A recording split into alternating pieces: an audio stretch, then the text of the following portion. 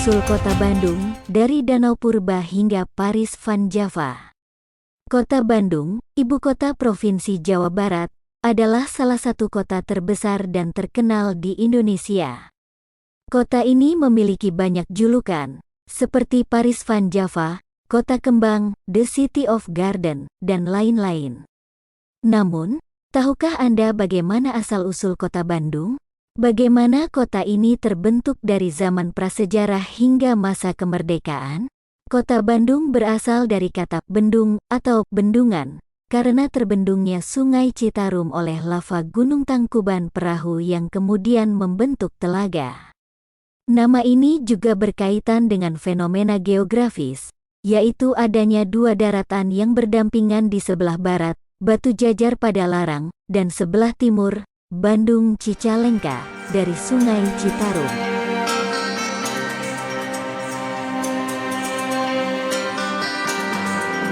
Bandung Purba. Bandung Purba adalah nama yang diberikan kepada cekungan Bandung pada masa lalu, ketika daerah ini masih berupa danau raksasa yang dikelilingi oleh gunung-gunung berapi. Bandung Purba menyimpan sejarah panjang tentang bumi dan manusia di Pulau Jawa, yang dapat kita pelajari dari bukti-bukti geologi dan arkeologi. Bumi Jawa pernah mengalami perubahan besar-besaran akibat gerakan kerak bumi dan letusan gunung berapi.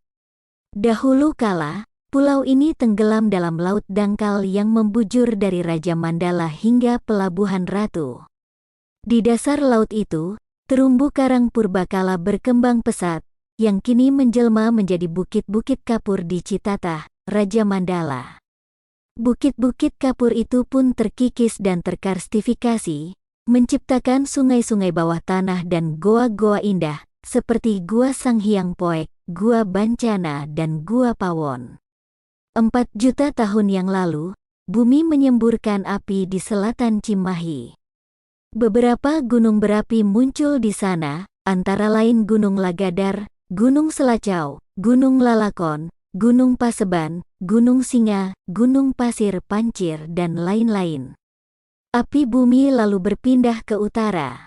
Pada kala Pleistosen akhir, sekitar 500.000 tahun yang lalu, Gunung Sunda Purba yang menjulang di utara Bandung sekarang meletup dahsyat, hingga tubuhnya hancur dan membentuk kaldera Sunda yang dikelilingi oleh perbukitan di Bandung Utara dan Timur. Inilah awal mula cekungan Bandung yang kita kenal sekarang. Sekitar 125.000 tahun yang lalu, Gunung Tangkuban Parahu meletup berulang-ulang. Material letusannya mengisi sebagian patahan lembang, dan sebagian lagi menutup aliran Sungai Citarum Purba di utara Padalarang, sehingga terciptalah Situ Hyang atau Danau Bandung Purba di cekungan Bandung yang luasnya mencapai dari Cicalengka di timur sampai Padalarang di barat dan dari Bukit Dago di utara sampai Soreang di selatan. Letusan selanjutnya terjadi sekitar 55.000 tahun yang lalu. Material letusannya meluap ke selatan, menyebar ke berbagai penjuru dan membelah Danau Bandung Purba menjadi dua, yaitu Danau Bandung Purba Barat dan Danau Bandung Purba Timur. Ketika Bandung masih berupa danau raksasa, airnya mulai menggerus tebing di perbukitan sisi barat.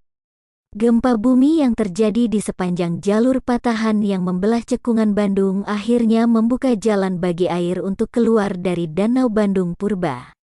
Air danau mengalir melalui celah-celah antara Pasir Kiara dan Pasir Larang, hingga akhirnya Situ Hyang menyusut di lembah sempit yang disebut Cukang Rahong untuk Danau Bandung Purba Barat, dan Curug Jompong untuk Danau Bandung Purba Timur. Manusia juga telah menghuni cekungan Bandung sejak 9.000 tahun yang lalu. Pada akhir tahun 2003, ditemukan 4 kerangka manusia purba jenis Homo sapiens di Gua Pawon, utara Padalarang, yang berusia 9.000 tahun. Gua Pawon adalah gua pertama di Pulau Jawa bagian barat, yang menyimpan kerangka manusia prasejarah.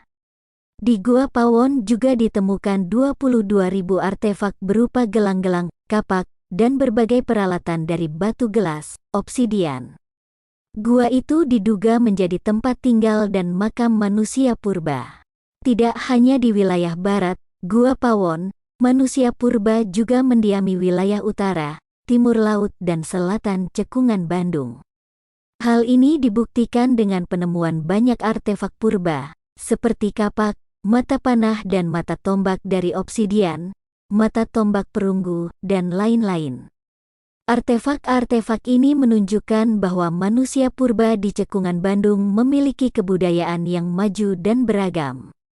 Bandung purba adalah saksi bisu dari perjalanan bumi dan manusia di Jawa.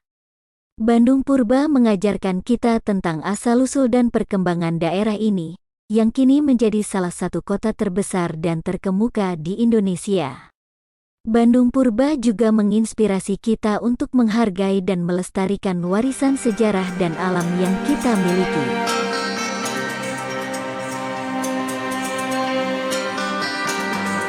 Masa Kerajaan Sunda, dari Tarumanagara hingga Sumedang Larang.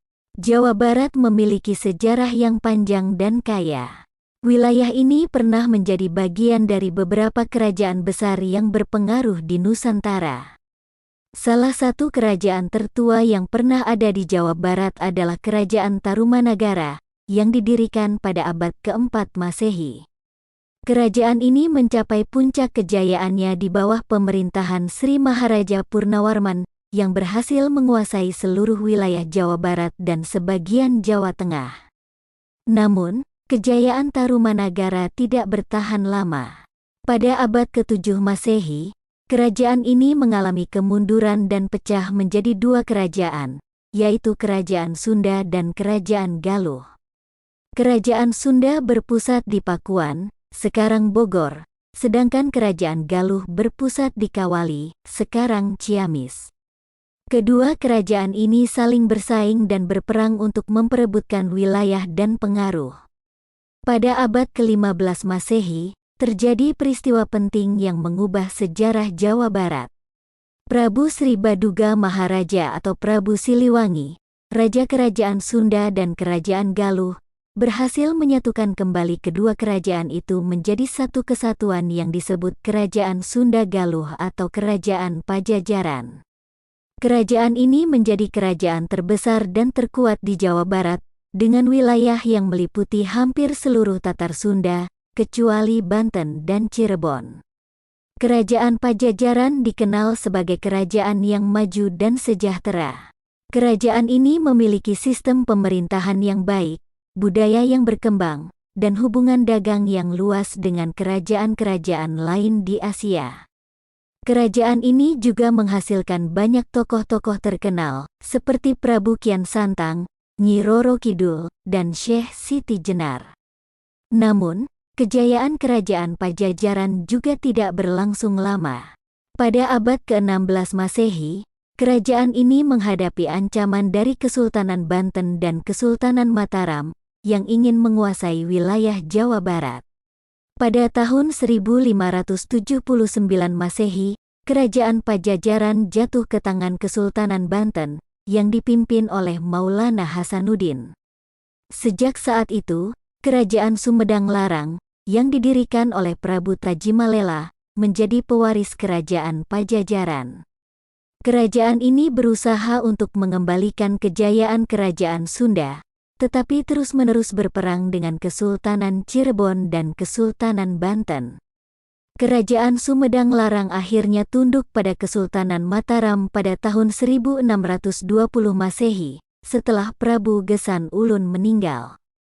Dengan demikian, berakhirlah sejarah Kerajaan Sunda di Jawa Barat. Namun, warisan budaya, bahasa, dan tradisi Kerajaan Sunda masih tetap hidup hingga sekarang, dan menjadi salah satu identitas bangsa Indonesia.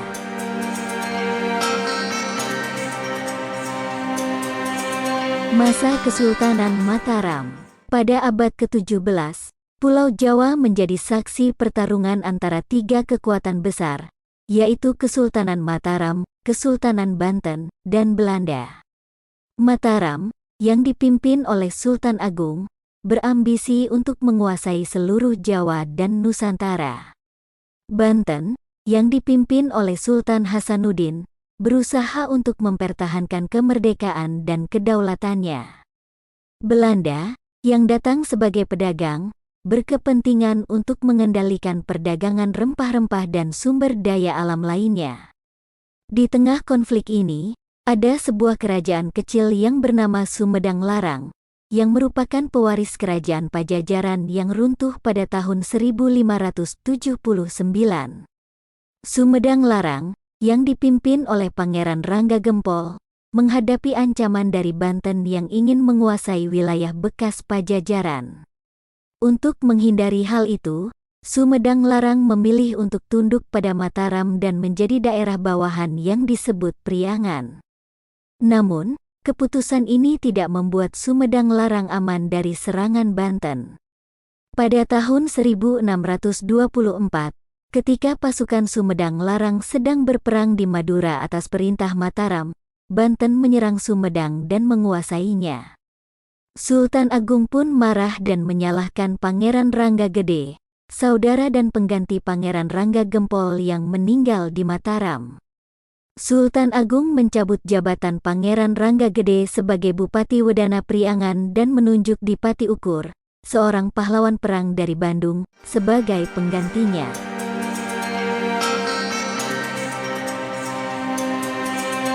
Asal-usul Kabupaten Bandung. Salah satu tokoh yang berperan penting dalam sejarah Kabupaten Bandung adalah Dipati Ukur, seorang Bupati Wedana yang berani melawan Mataram. Dipati Ukur adalah Bupati Wedana yang mengawasi daerah Priangan, yang meliputi Sumedang, Bandung, Sukapura, dan Parakan Muncang. Dia berasal dari Tatar Ukur, sebuah daerah yang sekarang menjadi bagian dari kota Bandung. Dia ditunjuk oleh Sultan Agung, Raja Mataram, setelah menangkap Dipati Rangga Gede, Bupati Sumedang yang memberontak. Pada tahun 1628, Dipati Ukur diminta oleh Sultan Agung untuk bergabung dengan pasukan Mataram yang menyerang VOC di Batavia. Namun, serangan itu gagal karena kurangnya kerjasama antara pasukan Mataram dan bupati-bupati Priangan. Dipati Ukur juga menolak untuk ikut dalam serangan kedua pada tahun 1629. Hal ini membuat Sultan Agung marah dan menganggap Dipati Ukur sebagai pemberontak. Sultan Agung memerintahkan pasukan Mataram untuk mengejar dan menangkap Dipati Ukur. Dipati Ukur bersama pasukannya bersembunyi di Gunung Lumbung, sebuah benteng di daerah Cililin. Setelah beberapa kali pertempuran, Dipati Ukur akhirnya tertangkap pada tahun 1632 dan dibawa ke Mataram. Di sana, dia dihukum pancung oleh Sultan Agung. Setelah kematian Dipati Ukur, Sultan Agung mengadakan reorganisasi wilayah Priangan. Dia membagi wilayah bekas Kerajaan Sumedang Larang menjadi 4 kabupaten, yaitu Sumedang, Sukapura, Bandung, dan Parakan Muncang. Dia juga mengangkat bupati-bupati baru untuk menggantikan Dipati Ukur.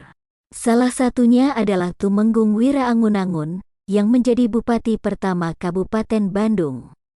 Tumenggung Wiraangun-Angun memerintah di Kabupaten Bandung dari tahun 1641 hingga 1681. Dia menjadikan Krapyak, sebuah desa di dekat Sungai Citarum, sebagai ibu kota kabupaten. Wilayah Kabupaten Bandung saat itu meliputi Tatar Ukur dan beberapa daerah lainnya. Kabupaten Bandung terus berkembang dan diperintah oleh 6 orang bupati hingga akhir kekuasaan VOC pada tahun 1779. Tanggal 20 April diperingati sebagai Hari Jadi Kabupaten Bandung, karena pada tanggal itu Sultan Agung mengeluarkan surat keputusan yang menetapkan pembentukan Kabupaten Bandung pada tahun 1641. Kabupaten Bandung adalah salah satu warisan sejarah yang patut dibanggakan oleh masyarakat Sunda, khususnya warga Bandung.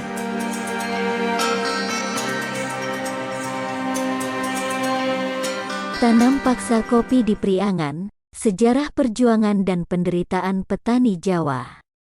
Kopi adalah salah satu komoditas yang paling diminati di dunia.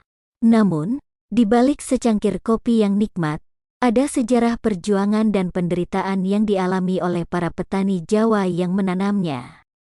Sejak abad ke-18, Jawa sudah menjadi penghasil kopi untuk pasar dunia, tetapi tidak mendapat keuntungan yang sepadan. Pada masa itu, VOC, perusahaan dagang Belanda, menguasai perdagangan kopi di Nusantara. Mereka membawa bibit kopi dari India Selatan dan menanamnya di daerah-daerah pegunungan di pedalaman Jawa. Mereka juga mengajak para petani Jawa untuk menanam kopi dengan iming-iming harga yang tinggi. Namun, VOC ternyata tidak jujur. Mereka menekan harga kopi yang dibeli dari petani, dan bahkan memaksa petani untuk menyerahkan kopi dengan harga murah. Petani tidak boleh menjual kopi kepada pihak lain, dan harus membayar pajak yang tinggi kepada VOC.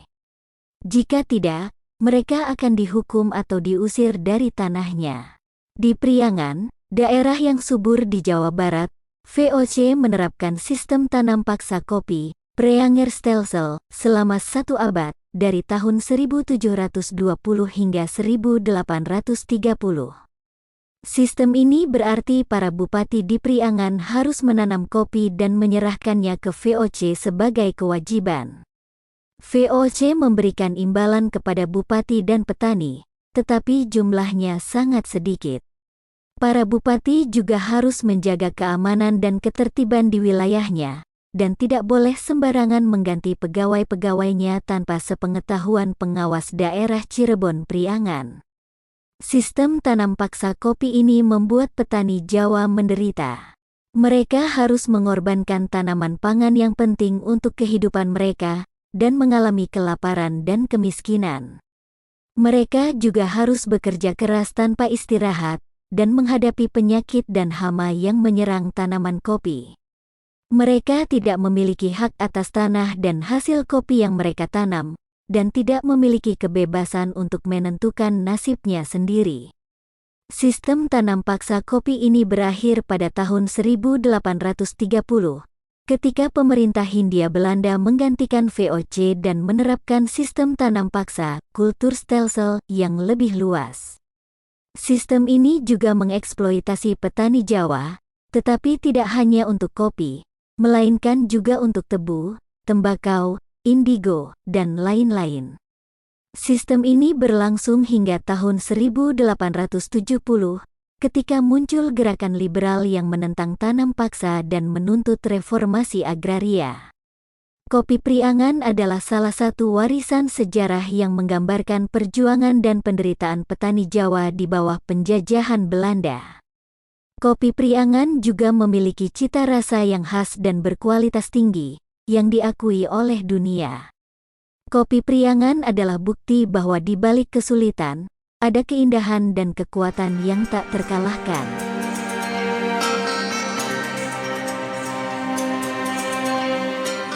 Berdirinya Kota Bandung, dari sumur Bandung hingga pemerintah kota. Kota Bandung adalah salah satu kota terbesar dan terkemuka di Indonesia, yang memiliki banyak julukan, seperti Kota Kembang, Paris van Java, dan Paris van Sumatera.